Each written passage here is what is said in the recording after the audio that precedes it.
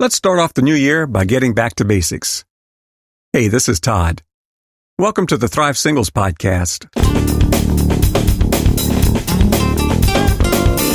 Whether you're single again or still single, stop hating being single and learn to thrive.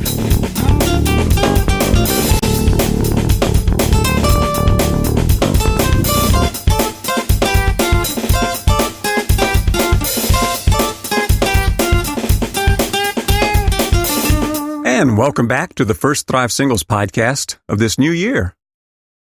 I want to start off the new year by getting back to basics. I went a little long this week, so let's get right into it. Thriving. What does thriving as a single person look like? I've been writing and podcasting for the last year and few months about how to thrive as a single person. Hopefully, you found these blog posts and podcast episodes helpful. But to begin this year, I want to get back to basics. I want to start this week by defining what it means to thrive as a single person and giving you a few tips on how to get there. So, what does a thriving single life look like? Let me paint a picture of that for you. Thriving means you feel pressured to marry. That's not to say people don't try to pressure you. It means that you've become immune to the pressure that society and your friends and family try to put on you. You'll get married if and when you decide you want to. How do you get there? You get there by becoming complete within yourself and not being needy. If you're financially stable, emotionally strong, and you have your sex drive under control, well, what's the rush to get married? If in the course of getting to know people, you find one that you want to spend the rest of your life with, then you'll get married. But you'll marry because it's what you want, not because of some external or internal pressure. If you're feeling pressured, my post on thrivesingles.com about dealing with the pressure of dating might be helpful. Today I'm going to refer a lot to different posts on the Thrive Singles blog at thrivesingles.com. I have a lot of posts there that relate to the things I'm talking about today.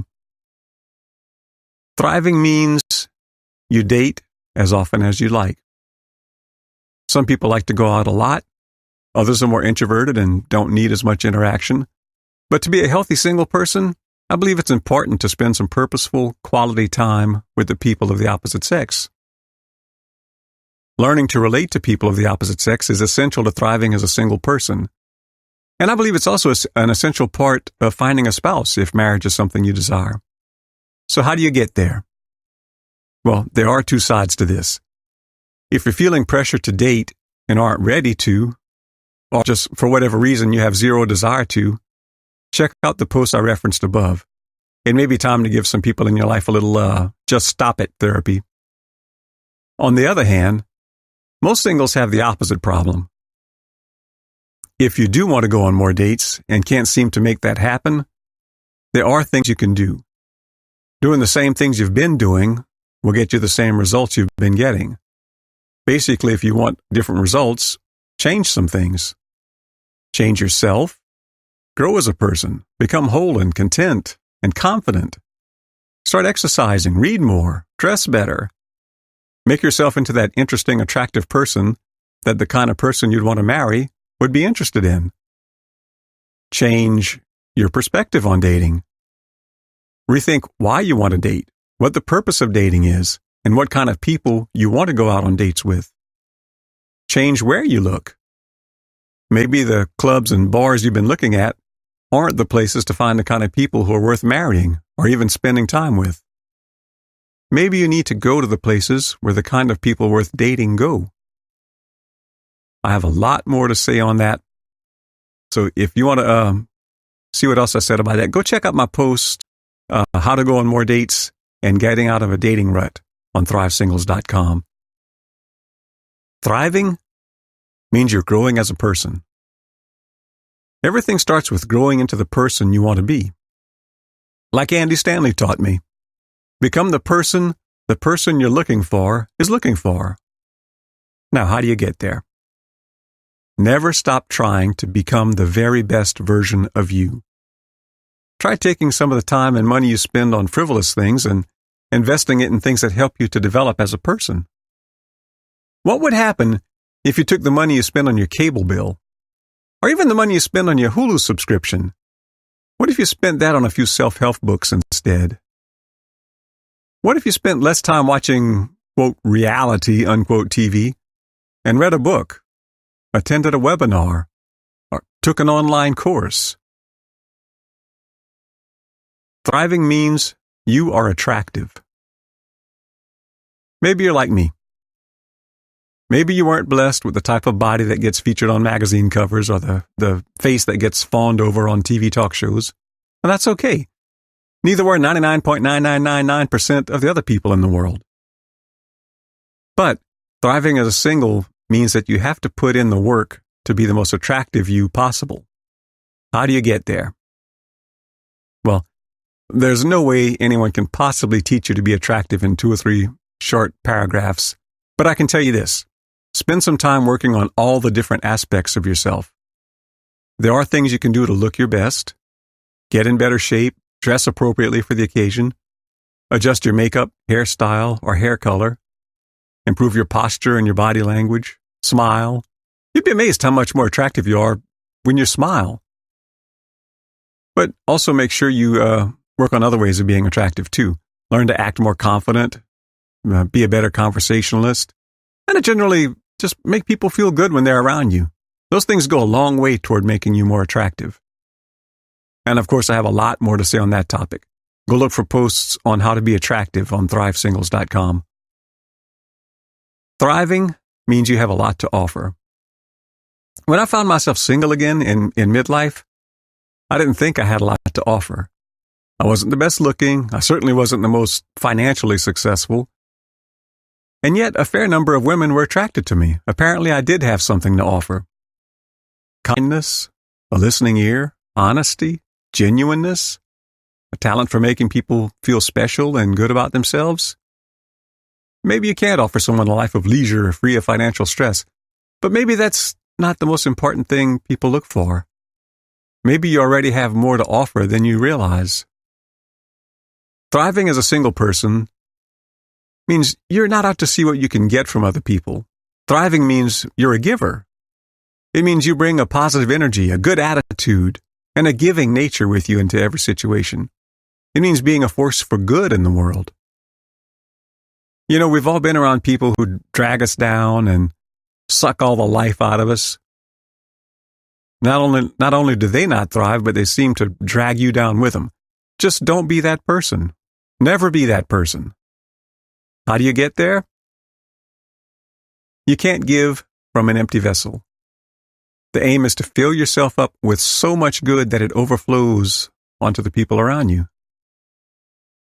Also, instead of always dwelling on what you don't have to offer, take stock of what you do have.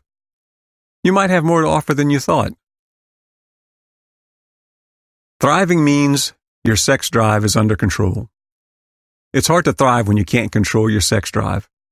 Some people equate thriving with sexual conquest, but I reject that point of view. In fact, letting your appetite for anything run wild is just not healthy. It doesn't matter if that's your appetite for chocolate, beer, money, fame, possessions, power, or sex. Too much of a good thing is a bad thing. And the sex drive is one of the most powerful forces within a human being. Unchecked, it leads you to do things you never thought you were capable of, from pornography to one-night stands to God only knows what. So how do you get there? The sex drive is so powerful and so much a part of who we are, it's just very difficult to control. But we can at least control it to the extent that we don't let it dictate our actions. An out-of-control sex drive is not a good reason to get married. You just become a married person with an out-of-control sex drive. The time to get it under control is now while you're single, before you do something stupid. And here again, like I said about being attractive, I can't solve this for you in a few short paragraphs. I do have some advice, though, in my posts about sexual temptation and sexual purity, and those might help. Check those out at thrivesingles.com. Thriving means your finances are in order. At first glance, this might seem a little out of place, but think about it. It's hard to thrive when you're always worried about money. If you're floundering financially, whether single or married, you're not thriving. And financial problems tend to follow you into marriage. Here again, get that figured out while you're single. How do you get there? To get your finances in order, track every dollar. Know how much you have coming in and know where it's going. Or better yet, have a budget that in advance tells each dollar where it has to go. Take classes, read books, learn to manage your money. Thriving means you're healthy physically. Never underestimate the importance of your physical health. It's hard to thrive when you're not feeding and exercising your body like you should. How do you get there? I'm not saying you need to be a size 0, go vegan, or train like a triathlete. But if you want to thrive, you should probably get some exercise and cut out some of the junk food. Maybe you could schedule a walk, a half-hour walk every morning before you go to work, or in the evening after work. Maybe you could even join a gym if your finances and overall health permit. Now, there's a lot of disagreement as to exactly what a healthy diet looks like, but in general, eating more whole, home-cooked food, less fast food and pre-prepared food, and more fruits and vegetables, that's a pretty good start. By this point, you must think I sound like a broken record, but take time and do some research. I say it in every section, but it's essential. Read up, study. There are countless blogs, YouTube videos about healthy living. Now, a lot of them contradict each other, and many of them kind of get extreme. But if you do enough research, you'll find some things you can do to improve the way you look and feel, and live longer and healthier too. Thriving means you're emotionally healthy. If you're clingy or needy or driven by other negative emotions, you're not thriving. Truly thriving means get over your ex, learn to enjoy and find meaning in life, and have a positive attitude. How do you get there? Could be as simple as reading a few good books or taking a few classes. Maybe you just need to spend more time around emotionally healthy people and less time with the people in your life who drag you down into their dark world of negativity and dysfunction. Or maybe you need more than that. Maybe it's time to go talk to your pastor or a professional counselor. Don't let your feelings of shame or embarrassment stop you from getting the help you need to get emotionally healthy. For many years, I let that stop me, and that was a huge mistake. There is value in getting help. And of course, take advantage of resources like this podcast and the Thrive Singles blog. A weekly dose of encouragement and sound advice from someone who's been there can go a long way toward helping you to thrive. So be sure you subscribe and get your weekly dose. I know I went longer than usual and gave you a lot to think about this week. Be sure to go to thrivesingles.com and read the blog posts I mentioned. And while you're there, subscribe and get my free ebook. In the next few weeks, I'm going to dive deeper into some of the basics. So make sure you don't miss these upcoming weeks. So till next week, thrive on. I hope you enjoyed this week's podcast. See you next week. Till then, be sure to subscribe and go check out my extensive archive of past posts at thrivesingles.com. And thrive on. Oh, thrive. Yeah, come alive. There's more to life. You gotta grow, you gotta thrive. Whoa, whoa, you gotta thrive. There's more to life